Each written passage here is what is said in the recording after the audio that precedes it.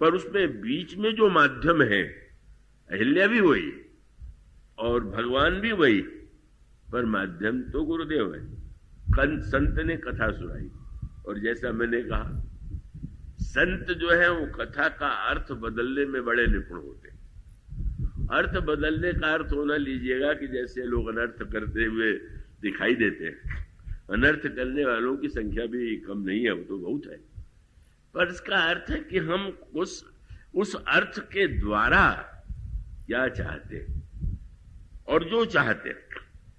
अब मान लीजिए भगवान राम से पूछा, भगवान राम ने पूछा महर्षि विश्वामित्र से कि महाराज ये कौन है, तो महर्षि यह भी कह सकते थे, अरे अहिल्या, ये तो महान का अशुद्ध पातिव्रत से भ्रष्ट हो गई और इसके पति ने ही शाप दे दिया कि जाओ, कोई तुम्हारे पास नहीं आवेगा, पक्षी भी पास में नहीं रहेंगे। लेकिन संत जब उसी कथा को सुनाता है, जब सुग्रीव भगवान की शरण में विभीषण आए और सुग्रीव से बंदरों ने आकर के कहा ये रावण का भाई आया हुआ है, कह रहा है मैं प्रभु की शरण में हूं, तो सूचना देने में ही पता चल गया कि वो शरणागति के विरोधी विभीषण। प्रभु ने पूछा सुग्रीव जी क्या समाचार है, तो ये कह सकते थे कि पुलस्त का नाती, पुलस्त के नाती हैं, विश्रवा मुनि के बेटे हैं, विश्रवा मुनि के बेटे विभीषण आपकी शरण में आए हुए, तो सूचना कैसे देते, आवा मिलन दशानन भाई, महाराज दशानन का भाई मिलने आया हुआ। शब्द भी एक तो व्यक्ति का परिचय पिता के नाम से देना चाहिए कि भाई के नाम से, पिता और प्रपिता का नाम नहीं, और नाम भी रावण का कौन सा चुना, 10 मुंह वाला। मानो भगवान ये कह सकते हैं कि भाई कोई बात नहीं है, वो तो कह रहा है ना कि मैं शरण में आया हुआ हूं। कोई व्यक्ति अपनी बात कह के बदल जाए तो कहते हैं तुम्हारा एक मुंह है कि 2 मुंह है। सुग्रीव का तात्पर्य यह था कि जब 2 मुंह वाले पर विश्वास नहीं किया जाता तो 10 मुंह वाले का भाई, इसकी बात का क्या विश्वास किया जाए।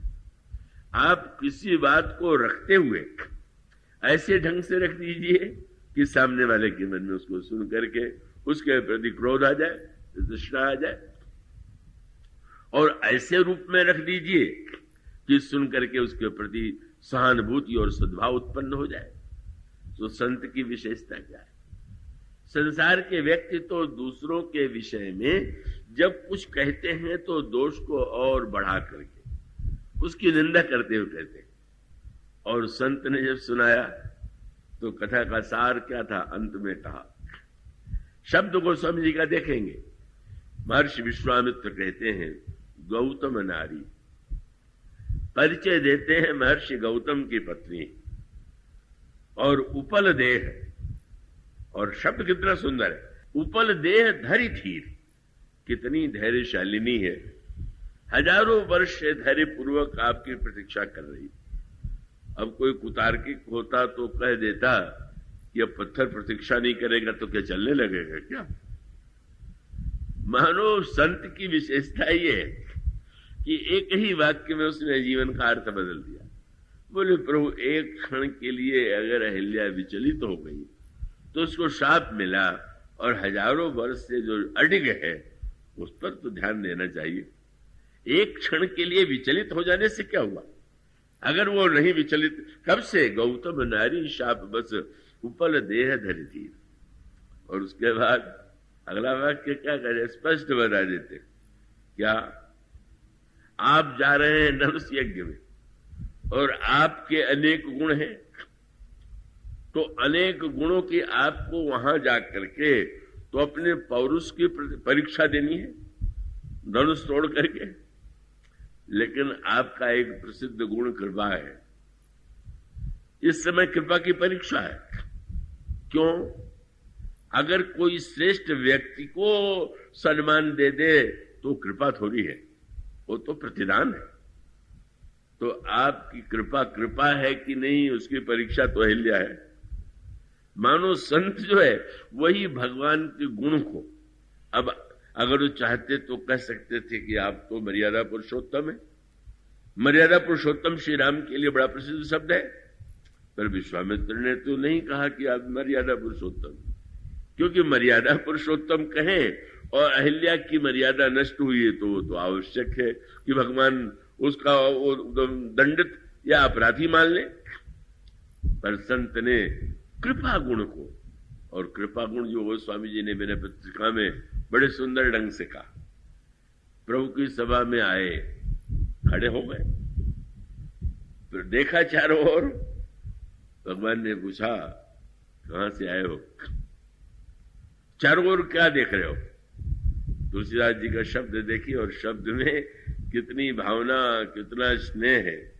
बोले मैं एक बात सुन के आया हूं, सामने तो भगवान है पर शब्द क्या है, मैं हरि पतित पावन सुने, एक शब्द में चतुराई।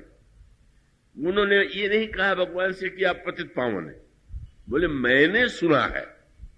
कितना शब्द में क्या अर्थ बदल जाता है। अगर तुलसीदास जी कहते हैं कि आप पतित पावन, तो उसमें आनंद थोड़ी है। वो तो कह रहे हैं कि मैंने ऐसे सुना है। तो सुना है क्या सामने आने के बाद तुम्हें दिखाई नहीं दे रहा? बोले यही तो चारों ओर ढूंढ रहा था कि कोई पतित यहां पर है क्या, कि आपका नाम पतित पावन मैं मान लूं। तो मैंने तो ढूंढ के एक भी पतित पाया नहीं। भरत जी हैं, लक्ष्मण जी हैं, हनुमान जी हैं, वशिष्ठ जी हैं, देवता है, मुनि है, कौन पतित है? तो महाराज ये तो मैंने सुना है, यहां आकर के तो सही नहीं लग रहा। मुस्कुराए प्रभु, तो मान लो कि नाम नहीं सही। बोले नहीं महाराज, मैं चाहता हूं कि आपका नाम बिल्कुल सही सिद्ध हो जाए। उपाय क्या है? बोले मैं आपकी शरण में आया हूं, आप मुझे शरण में ले लीजिए, और बाद में अगर कोई आपसे पूछे कि आप कैसे पतित पावन हैं तो दिखा दीजिएगा। तुलसीदास जैसे पतित को मैंने शरण में लिया, इसलिए मैं पतित पावन। कितनी चतुराई से भक्त, भगवान के तो अनेक नाम है, अनेक गुण है, पर भक्त कहता है मैं हरि पतित पावन सुने, मैं पतित तुम पतित पावन। जो सुना है उसको सत्य करने के लिए तो आज आपके पास अवसर है। मैं पतित तुम पतित पावन दो बानक बने। कैसी बढ़िया जोड़ी है हमारी आपकी, कैसा बानक बना हुआ है। ऐसे ढंग से भक्त बात रखता है कि भगवान को हंसी आए बिना नहीं रहती। मानो संत ने एक बार भी श्री राम से नहीं कहा कि तुम तो अयोध्या के राजकुमार हो, बड़े न्याय प्रिय हो, तुम मर्यादा पुरुषोत्तम हो, कुछ नहीं। कृपा तुम्हारे विषय में प्रसिद्ध है कि तुम बड़े कृपामय हो, पर आज तुम्हारे कृपा की परीक्षा है, इसलिए आप कह देते हैं। और उसमें भी एक एक शब्द सुने चुने हुए। आगे चल करके विश्वामित्र जी ये कहने वाले हैं कि अपने चरण की धूल अहिल्या के मस्तक पर डाल दीजिए। भगवान राम के स्वभाव को ये जानते हैं कि वो मर्यादाओं का बड़ा पालन करते हैं। भगवान राम एक मुनि पत्नी के मस्तक पर अपनी ओर से धूल डाल दें, कोई किसी के चरण की धूल लेके माथे पर चढ़ावे, यह बात तो समझ में आ सकती है, पर आप ही अपने पैर की धूल दूसरे के माथे पर डाल दें तो आपकी यह बात तो बड़ी अमर्यादित और अशिष्ट प्रतीत होगी। तो मुनि जी ने कितनी बढ़िया भूमिका मानी। क्या कहते शब्द देखें आप, गौतम नारी शाप बस उपल देह धरि धी, चरण कमल रज चाहती। मैं नहीं आदेश दे रहा हूं कि चरण कमल की धूल डाल, ये चाहती है। कितने संत की भाषा को अगर आप उस अर्थ में देखें, कह सकते थे कि महाराज मैं चाहता हूं कि आप अपने चरणों की धूल डाल दीजिए, पर सजग संत ने यह सोचा कि क्या श्री राम जब क्षत्रिय जाति के परिवार में उन्होंने जन्म लिया, तो क्या मुनि की पत्नी के सिर पर धूल डालना उन्हें उपयुक्त लगेगा? तो आपने तुरंत कहा मैं नहीं कह रहा हूं, चरण कमल रज चाहती। क्यों चाहती है महाराज? उद्धार ही चाहना चाहिए कि नहीं? आपके उद्धार के जो 3 मुख्य केंद्र हैं, भगवान नेत्र के द्वारा भी उद्धार करते हैं। कृपा का एक केंद्र नेत्र है, दूसरा भुजा है। कि भगवान राम ने देखा बंदर थक गए हैं, तो राम कृपा करी चितवा जब ही, भय विगत श्रम मानरत भई। भगवान राम कभी नेत्र के द्वारा श्रम दूर कर देते हैं और कभी भगवान राम भुजा के द्वारा। जब गिद्ध को गोद में उठाया तो गिद्ध को गोद में उठा करके कर सरोज सिर पर सेऊ, कृपा सिंधु रघुबीर, देख राम छवि धाम मुख, विगत भई सब पीर। महर्षि का अभिप्राय यह है कि आपसे मैं कह सकता हूं कि कृपा करके देखिए, कह सकता हूं कि जरा इस शिला के ऊपर हाथ रख दीजिए, पर मैं क्या करूं? ये जो पाषाणी है ये मुझसे कह रही है कि इनसे अनुरोध कीजिए कि चरण की धूल मेरे ऊपर डाले। संत ने उसमें विभाव की सृष्टि कर दी। क्या महाराज, अहिल्या डर रही है कि अगर आप नेत्र से कृपा करने चले और सारे अपराध दिखाई दे गए तो बड़ा संकट आ जाएगा। इसलिए अब कृपा करना है तो नेत्र तो मूंद लीजिए, और भुजा से कृपा करना चलेंगे तो धनुष बाण आपने ले रखा है अपराधियों को दंड देने के लिए, तो हाथ के सामने समस्या है। इसलिए मेरे ऊपर नेत्र से भी कृपा मत कीजिए, भुजा से भी कृपा न कीजिए। तब बोले उन चरणों से कृपा कीजिए जिनसे गंगा निकली है, जिस गंगा ने आज तक पापी पुण्यात्मा किसी जाति पाति कुल का विचार नहीं किया। आप उन चरण कमल रज चाहती, कृपा करो रघुवीर। एक वाक्य में ही संत कितने अर्थ दे देता। संत कितना को सब लोग जानते भी नहीं कि भगवान से अपनी बात कैसे रखनी चाहिए, कैसे उनके सामने बात कही जानी चाहिए। और वह कहने के बाद प्रभु ने तत्काल आज्ञा का पालन किया। पर सतपद पावन शोक न सावन, प्रकट भई तब पुंज सही, देखत रघुनायक जन सुखदायक, सन्मुख होई कर जोरी रही। और तब अहिल्या ने स्तुति किया। महर्षि गौतम आए, अहिल्या को लेकर के चले गए। प्रभु महर्षि विश्वामित्र के साथ आगे बढ़े। पर चले राम लक्ष्मण मुनि संगा, गए जहां जग पावनी गंगा। भगवान श्री राम गंगा के किनारे, और वहां पर हमारे यहाँ की परंपरा है कि जब नदी में तीर्थ में नहाइए तो महिमा पहले। भगवान राम को गंभीर देख करके महर्षि विश्वामित्र ने कहा, पाषाणी का चेतना दे करके कितना बड़ा कल्याण तुम्हारे द्वारा हुआ है। भगवान राम गंभीर है। भगवान राम ने महर्षि की ओर देखा, क्योंकि वो शील के आगार हैं, अभिमान का लेश नहीं है। प्रभु को यह गर्व नहीं हो गया मैंने अहिल्या का उद्धार कर दिया, जड़ को चेतन बना दिया।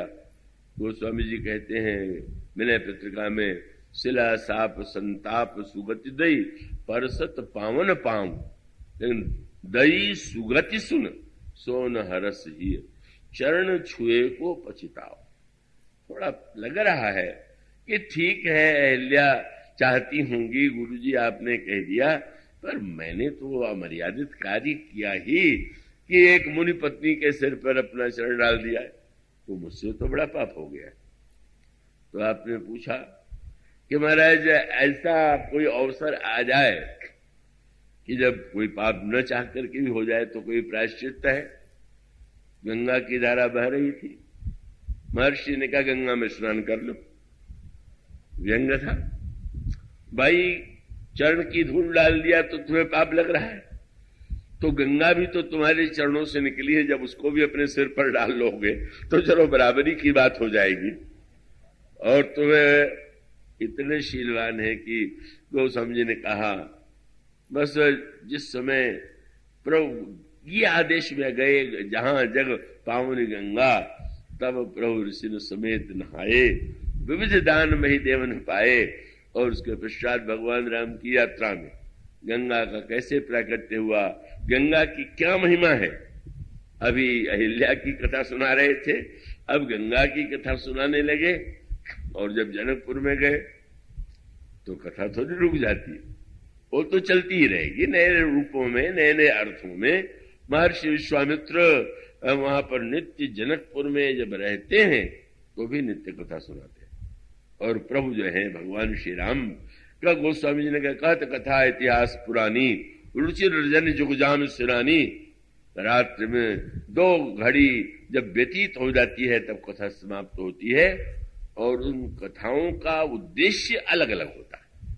जिस समय जो स्थिति है वहां पर उसके अनुकूल कथा वे कहते हैं और कथा को नया अर्थ दे देते हैं, नया रूप दे देते हैं और भगवान से वह करने का अनुरोध करते हैं जो अपेक्षित है। कथा हो रही, लक्ष्मण जी भी बैठे हुए, लेकिन कथा सुनने का एक उनके हृदय में भाव उदित हुआ। क्या? लखन हृदय लालसा विसेखी, जाई जनकपुर आइए देखी। लालसा उत्पन्न हुई कि जनकपुर जाकर के देखें। तो वैसे तो यह लग सकता है कि लगता है कथा में मन नहीं लगा। अब कथा हो रही है और बैठे बैठे जनकपुर देखने की इच्छा उत्पन्न हो गई। मैं समझता हूं कि आप में भी से कई श्रोता ऐसे होंगे, बैठे होने के बाद भी सोच रहे होंगे कहां जाना है, क्या करना है। तो क्या लक्ष्मण जी भी उसी प्रकार से हैं क्या? कि नहीं, कथा के सच्चे श्रोता तो लक्ष्मण हैं। क्या? कि आप कोई वस्तु सुने और सुन करके सुनने का आनंद ले लें, वो तो अलग बात है। पर जो सुने उसको जीवन में तुरंत साकार करने की चेष्टा करें और ऐसा आपको ऐसी प्रेरणा मिले तो श्रोता, उससे बढ़कर के उपयुक्त श्रोता कौन होगा। और महर्षि विश्वामित्र की जो कथा है उसको सुन करके लक्ष्मण जी के हृदय में जब जनकपुर देखने की लालसा उत्पन्न होती है तो यह कथा का ही उद्देश्य है, कथा का ही फल है। और फल वही संकेत आपको यहां मिलेगा और सीता जी के प्रसंग में वाटिका में मिलेगा। वहां पर भी जनक नंदिनी सीता सखियों के साथ पूजन करने के लिए आई हुई हैं। बड़ी विधि से, बड़े स्नेह से पार्वती जी का पूजन करती हैं, उनसे वरदान मांगती हैं। पूजा कीन अधिक अनुरागा, निज अनुरूप सुभग बर मांगा। पर उसी समय एक सखी ऐसी है जो कथा में, जो पूजा में सम्मिलित नहीं हुई। कहां गई थी? वह एक सखी से संग विहाई, गई रही देखन फुलवाई। पहली दृष्टि में लगता है विचित्र सखी। इतनी सखियां आई श्री किशोरी जी के साथ, पूजन छोड़ करके बाग में घूम रही। और उसके अंतरंग रहस्य पर विचार कीजिए। सखी पूजा में सम्मिलित नहीं हुई, जो सम्मिलित हुए हो तो धन्य ही है, पर जो बाग में चली गई, क्यों चली गई? एक दिन इसी वाटिका में जब श्री सीता जी आई थी, पुष्प वाटिका में देवी का पूजन करने के लिए, तो देवर्षि नारद आए। और देवर्षि नारद के चरणों में जब जनक नंदिनी ने प्रणाम किया तो उन्होंने कहा कि पुत्री, इसी दिन इस वाटिका में एक ऐसे राजकुमार का आगमन होगा जिसे देख करके तुम्हारे हृदय में अनुराग का उदय होगा और उसी राजकुमार से तुम्हारा विवाह होगा। सखी वाटिका में क्यों चली गई? बोले पूजा से भी अधिक उसको संत की वाणी पर विश्वास था कि संत ने कहा है कि इसी वाटिका में का वो मिलेंगे, तो आगे बढ़ गई। जो पूजा कर रहे थे उन्हें भी लाभ मिला, पर जिसने सोचा कि संत ने कहा था चल के ढूंढे, तो आज जब धनुष यज्ञ होने वाला है तो राजकुमार आए कि नहीं। संत की वाणी वो जो कहा है उसके हृदय में, उसके मन में गूंज रही। और जब वो आती है, आंखों में आंसू है, शरीर में रोमांच है। सखियों ने देखा, पूछ दिया, कहू कारण निज हर्ष कर, पूछे समृद्ध बहन। तो उसने कथा सुनाई। पर कथा का भी सूत्र कितना सुंदर है। कथा की दो पद्धति है, समास और व्यास। कहु नाथ हरिचरित अनुपा, व्यास समास सोमति अनुरूपा। समास माने विस्तार को छोटे में कर दे तो समास हो गया। व्याकरण की एक पद्धति है समास, और व्यास माने किसी बात को फैला देना। तो दोनों प्रकार से कथा होती है। वैसे व्यास विस्तार ही मुख्य करता है, इसलिए वाराणसी में और उधर का वक्ताओं को सबको व्यास ही कह करके पुकारते हैं। मैं भी उमाशंकर जी को व्यास जी कह करके पुकारता हूं। व्यास माने जो विस्तार देता है। लेकिन सखी इस समय जो उसने कथा सुनाया वो व्यास पद्धति से नहीं सुनाया, क्योंकि सुनाने का उद्देश्य पूरा होना चाहिए। कोई सुनाने में ही लग जाए और उद्देश्य दूर चला जाए तो सुनाने का क्या अर्थ रहा। और तब उसने भी कथा का ही आश्रय लिया। एक कितनी संक्षिप्त कथा थी समास पद्धति में। तासु दशा देखी सखिन, पुलक गात जल नैन, कहु कारण निज हर्ष कर, पूछई सब मृदु वैन। और तब उसने कहा, देखन बाग कुंवर दुई आए।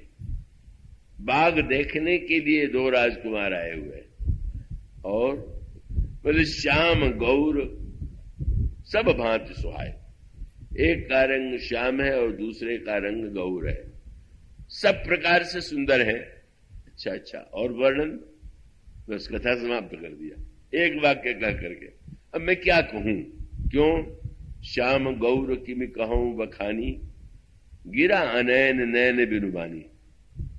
ऐसी संक्षिप्त कथा अगर मैं कहूं तो शायद आपको बड़ी निराशा हो जाए। अगर बैठ करके मैं कहूं कि मैं क्या कहूं, कहने योग्य है ही नहीं, अनिर्वचनीय है, और हो गई समाप्त कथा, तो आपको तो बड़ा क्षोभ होगा कि इतनी दूर से हम क्या ये सुनने के लिए आए थे कि आज कथा नहीं हो सकती, गला खराब है या कोई कष्ट है या बहुत अनिर्वचनीय तत्व है। पर सखी ने चतुर, कितनी दूरदर्शी, बोले ऐसा न हो कि कथा सुनाने में कथा का उद्देश्य समाप्त हो जाए। राजकुमार आए हुए हैं, वो ये आवश्यक तो नहीं कि ही रुके रहे। अब मैं इतना विस्तार करूं और उस बीच में वो फूल लेने के लिए आए चले जाएं, तो ये तो कथा का कोई, तो इसलिए व्यवहारिक अर्थों में थोड़े में समाप्त कर दिया। पर थोड़े में भी इतनी बात कह दी कि वो बात सचमुच जो है, कभी बहुत विस्तार में भी लगता है कि जैसे भूसे भूसा है और उसमें कोई सार नहीं, और कभी थोड़े में भी लगता है न कह करके भी उसने जितना कह दिया। सखी कहती है, अरे तुम तो वर्णन करने चली थी, चुप कैसे हो गई? और चुप कैसे हो गई तो उसने ये कहा, गिरा अनयन नैन विनुबानी। मैं क्या करूं, जिह्वा बोलती है पर उसके पास आंखें नहीं, और आंखें देखती हैं पर उसके पास जिह्वा नहीं, इसलिए मैं अब वर्णन समाप्त कर दूं। क्या नहीं कह दिया, वेदांत की अनिर्वचनीयता का प्रतिपादन कर दिया। वेदांत कहता है ब्रह्म अनिर्वचनीय है, वाणी के द्वारा उसके विषय में कुछ नहीं कहा जा सकता। इसलिए वेदांत का प्रसिद्ध श्लोक है का वो गुरु महोदय वृक्ष के नीचे बैठे हुए हैं और गुरु जी युवा हैं और जितने श्रोता हैं वो वृद्ध हैं। और वो भाषण क्या हुआ, बोले गुरुस्तु मौनमाख्यानम। गुरु जी ने मौन रह करके भाषण दिया और शिष्य उसको सुन करके धन्य हो गए। तो मनुष्य का अभिप्राय यह है, अनिर्वचनीयता का वेदांत की दृष्टि से इस कथा का सार था ब्रह्म अनिर्वचनीय, और भक्ति की दृष्टि से इसके दो तात्पर्य थे। एक तो यह कि अगर कोई सखी यह कहे कि ये तो सारे संसार का नियम है कि हम आंखों से देखते हैं और जिह्वा से बोलते हैं, तो तुमने आंखों से देखा तो जिह्वा से बोलो, सखी ने कहा नहीं, अन्यत्र तो संभव है कि गिरा से नेत्र से देखें और जिह्वा से कहें। क्यों? बोले जिन वस्तुओं को हम देखते हैं वो भी अपूर्ण है, तो अपूर्ण का वर्णन करने के लिए अपूर्ण इंद्रियों का उपयोग कर सकते हैं। नेत्र भी अपूर्ण, जिह्वा भी अपूर्ण, और साथ साथ संसार की जिस वस्तु का हम वर्णन कर रहे हैं वो भी अपूर्ण। किंतु यहां क्यों नहीं? बोले वो पूर्ण का वर्णन अपूर्ण से कैसे हो सकता है? ब्रह्म है पूर्ण, नेत्र और जिह्वा दोनों अपूर्ण हैं, इसलिए अपूर्ण से पूर्ण का वर्णन नहीं हो सकता। और तीसरा संकेत और बड़ा कर दिया, क्या? नेत्र से देखने के बाद आप जब उसका वर्णन करते हैं तो कैसे वर्णन करते हैं? आपको पहले मन और नेत्र से आपने देखा, मन को साथ में लगाया तो ही दिखाई देगा। अब जब ये सोचें कि हमें सुनाना है तो फिर बुद्धि की सहायता लेंगे, किस भाषा में बोलें, कैसे वर्णन करें, और बुद्धि से आश्रय लेने के बाद जिह्वा से बोलेंगे। सखी ने बहुत बड़ी बात कह दिया। बोले अब वर्णन इसलिए नहीं कर पाऊंगी कि जो बीच वाला माध्यम है उनको देखने के बाद मन तो वहीं रह गया, और जब मन वहीं रह जाए तो फिर बुद्धि को कौन बतावे और कौन सुनावे? माने वह ईश्वर जहां जाकर के मन फिर लौट के नहीं आता। मैं आ गई हूं इसलिए कि मुझे कर्तव्य प्रतीत हुआ। इतने में कितना सुंदर कह दिया कि सुनने का तत्काल फल हुआ। सुनि हर्षी सब सखी से आनी, क्या कथा का फल है? सिय ही अति उत्कंठा जानी, और व्यग्रता हो गई। थोड़े में समाप्त कर देने से और व्यग्रता हो गई। अरे, और जब उसके पश्चात फिर वो कथा सखियां प्रोत्साहित करती हैं, और तब चली अग्र करी प्रिय सखी सोई। मानो कथा का उद्देश्य भी भगवान को पाना है, उत्कंठा उत्पन्न करना है, और वो उत्कंठा उत्पन्न करने के बाद जनक नंदिनी अनुगमन करती है। और इसी प्रकार से विश्वामित्र जी जब जनकपुर की गाथा सुनाते हैं, जनक नंदिनी की चर्चा करते हैं और जनकपुर का वर्णन करते हैं, तो लक्ष्मण जैसे श्रोता समझ गए कि ये जो वर्णन गुरु जी ने किया है जरा देखना भी तो चाहिए। इसलिए उत्कंठा क्या है? बोले गुरु जी ने बताया वो महाशक्ति जो संसार का निर्माण करती है, वही जनक के पुत्री के रूप में उन्होंने जन्म लिया है। और तुरंत लक्ष्मण जी के हृदय में अच्छा तो उनकी रचना का दर्शन तो करें, उनकी उस दिव्य रचना का आनंद तो लें, और उसके पश्चात उनके हृदय की आकांक्षा को समझ करके प्रभु गुरुदेव से कहते हैं, लखन हृदय लालसा विसेखी, जाई जनकपुर आइए देखी, मुनि भय बहुरी, प्रभु भय बहुरी मुनि सकुचाही, प्रगट न कहीं मने सुकाही। और राम अनुज मन की गति जानी, भगत बछलता यह कुलसानी, परम विनीत सकुची मुसुकाई, बोले गुरु अनुशासन पाई। हाँ, जोड़ दिया। और बहुत विनम्र रूप से प्रभु ने गुरुदेव की ओर देखा, मुस्कुराए, कहो क्या कहना चाहते हो? और फिर वो जो गुरु शिष्य का संवाद होता है कितना मधुर। उनका महाराज नाथ लखनपुर देखना चाहे, ये बिल्कुल नहीं कहा मैं देखना चाहता हूं, लक्ष्मण जी देखना चाहते हैं। तो ठीक है, मैं आज्ञा दे देता हूं कि जाकर के देखा मैं, कि नहीं महाराज आज्ञा मुझे भी चाहिए।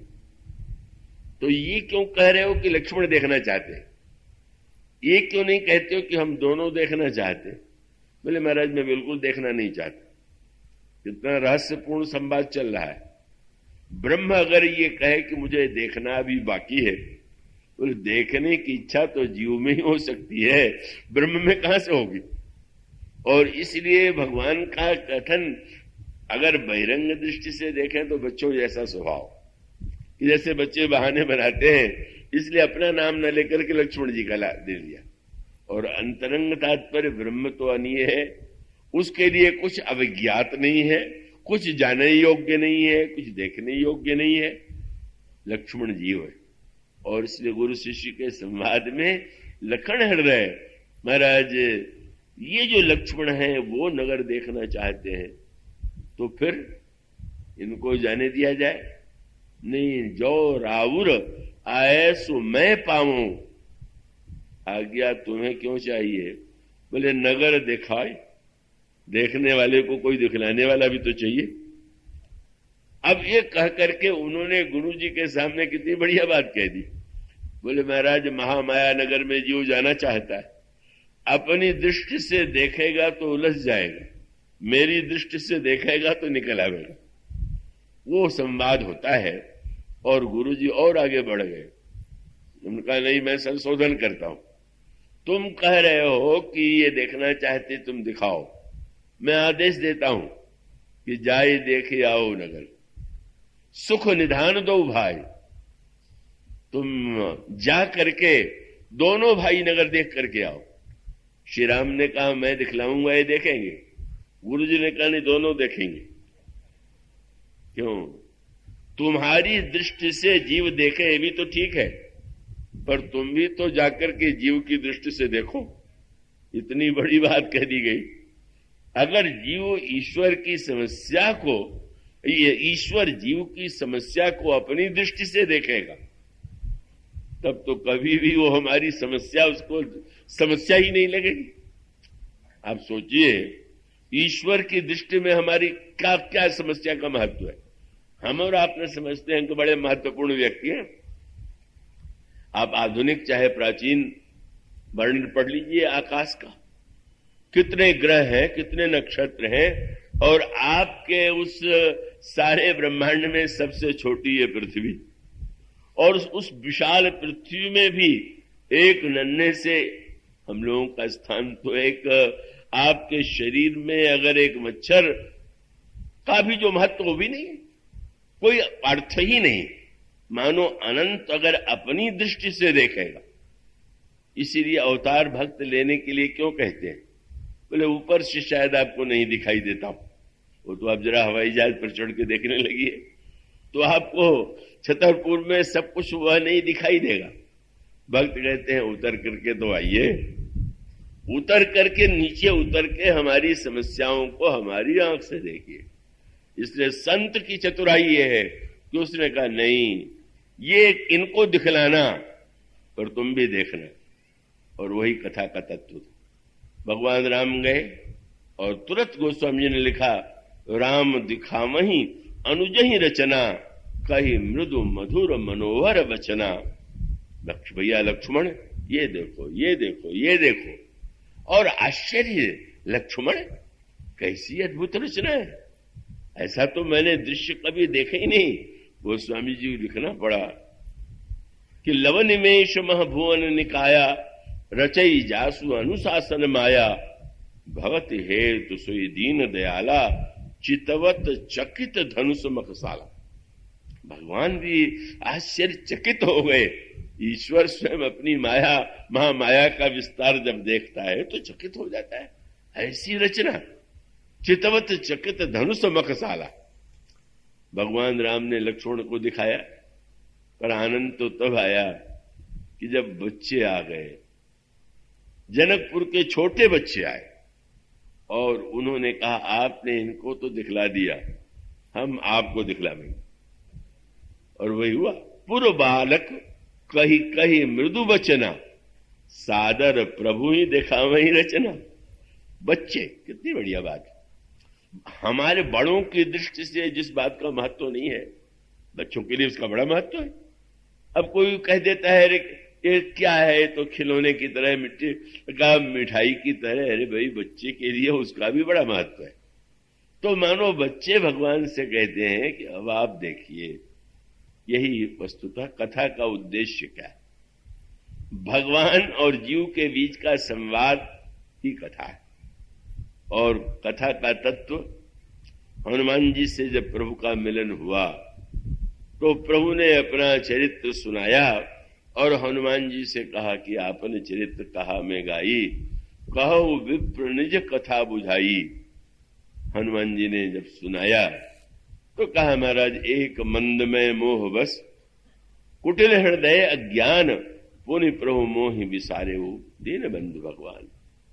मेरा तो आपने पूछा कथा सुनाओ, मेरी कथा तो 4 शब्दों में ही है। मैं मोहबस हूं, मैं कुटिल हृदय हूं, मैं अज्ञानी हूं, और सबसे बड़ा दुख यह है कि आप पूछ रहे हैं, इसका अर्थ है कि आप मुझसे भूल गए। प्रभु को ने देखा, ब्राह्मण देवता, मैंने कहा अपनी कथा सुनाइए, आप सुनाते कि आपका जन्म कैसे हुआ, आपकी माता कौन है, पिता कौन है, ये क्या आप सुना रहे हैं? आप कथा सुना रहे हैं कि व्यथा सुना रहे हैं? हनुमान जी का उद्देश्य था कि जीव के पास तो व्यथा है, कथा आपकी और जीव की व्यथा। आप जीव की व्यथा सुने और जीव आपकी कथा सुने। आप जब जीव आपकी कथा सुनेगा तो उसको भक्ति और प्रेम का अनुभव होगा, और आप जीव की व्यथा सुनेंगे तो आपके हृदय में करुणा का उदय होगा। दोनों का जब मिलन हो जाए, दोनों एक दूसरे की बात सुने, और सुन करके सचमुच ऐसी बढ़िया गाथा हुई कि हनुमान जी ने सुग्रीव और प्रभु की मित्रता तो करा ही दिया। और वही सूत्र आया, भगवान की कथा गाई जाती है। तो गाने का तात्पर्य केवल हारमोनियम या ये जो गायन की अनेक वाद्य है उन्हीं से गायन नहीं होता, वो भी गायन है। पर जब भगवान राम ने हनुमान जी से कहा कि मैंने अपना चरित्र तुम्हें गा के सुनाया, तो वहां कोई बाजा था क्या? कोई हारमोनियम बज रहा था या सितार या वीणा बज रही थी क्या? पर वस्तुतः भगवान भी गाता है, भगवान भी गाते हैं और भक्त भी गाता है। पर आपने सुना होगा कि गायन में राग रागनी होती है, ठीक समय पर ही राग और रागनी का प्रयोग करना चाहिए। आप जानते हैं भगवान के राग रागनी और भक्त के राग रागनी में? बस उसका उत्तर ये है कि जब भक्त सुनावेगा तो वो तो एक ही राग, वो रागों का जो संगीत में नाम है उस राग में भक्त नहीं सुनाता। कौन से? बोले अनुराग। एक ही राग उसका है, भय उता सुमन परम उछाहा, लाग कहे रघुपति गुण गाहा, या गोस्वामी जी ने कहा काग वसुंडी गरुड़ प्रतिगावा। मानो जब भक्त गाता है तो अनुराग, उसका राग एकमात्र है अनुराग। और भगवान से भक्त ने पूछा कि भाई अब तुमने राग सुनाया तो मैं किस रागनी में सुनाऊं? बोले आप कृपा रागनी में सुनाइए। जब जीव अनुराग राग में गावे और भगवान कृपा रागनी का प्रयोग करें तो जीव धन्य हो जाता है। ये कथा का उद्देश्य है। मानो लक्ष्मण को जब प्रभु ने दिखाया तो उन्हें ज्ञान हुआ, पर जब बच्चों ने एक एक वस्तु दिखाया, संवाद हो गया, प्रभु देख चुके तो प्रभु गदगद हो गए। ऐसा मैंने तो नहीं देखा था जैसा आप लोगों के दिखलाने से। तो अब आप लोगों ने दिखलाया तो हम क्या करें? कहे महाराज आप देखने आए हैं, गुरु जी से आज्ञा लेके आए हैं, तो आपका देखना अभी अधूरा है। क्या? अभी तो आपने बाहर बाहर देखा, अब चलिए हमारे साथ, हम दिखावेंगे आपको। वो स्वामी जी कहते हैं सब बच्चे क्या करते हैं? बोले निज निज रुचि सब ले ही बुलाई, सहित स्नेह जाहि दो भाई। भगवान राम ने कहा कि मैंने गुरु जी से कहा है तो जल्दी लौट के आवेंगे। आपने कहा था, पर उन्होंने ये भी तो कहा है ना कि देख के आइए। आप बाहर बाहर देख के चले जाए और भीतर देखे ही नहीं। तो आपसे पूछे गुरु जी कि आपने देखा और आपके यहां बाहर देखा है, तो कहेंगे भीतर क्यों नहीं देख के आए? मानो जीव की जो समस्या है उसको जो बच्चे हैं, जो असमर्थ हैं, भगवान को दिखलाते हैं, भगवान उनको देख करके ही तब लौटते हैं, भले ही विलंब हो जाए। मानो भगवान की कथा वह माध्यम है कि जो मनुष्य के जीवन में जो समस्याएं, दुख में, सुख में, आनंद में, विषाद में, आशा में, निराशा में, उन सबको आप कथा के माध्यम से उसका समाधान पा सकते हैं।